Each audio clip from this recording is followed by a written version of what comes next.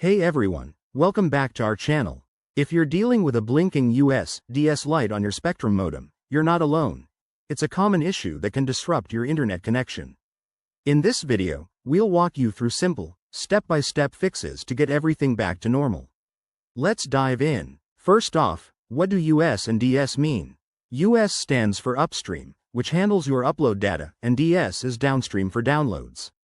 When these lights blink, it often signals a problem with your signal or connection. Don't panic. Most fixes are quick and easy. Step 1. Start with the basics. Check your cables. Ensure the coaxial cable from your wall outlet to the modem is securely connected.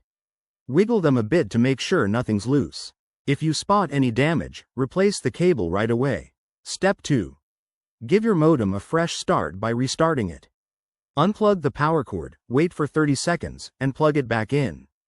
This simple reset can clear temporary glitches and restore normal operation. Step 3. If the blinking continues, check for service outages.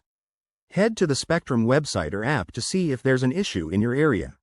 Sometimes, it's not your equipment, it's the network. Step 4. Power cycle your entire setup. Unplug your modem and router. If you have one, wait a full minute, then plug them back in one at a time.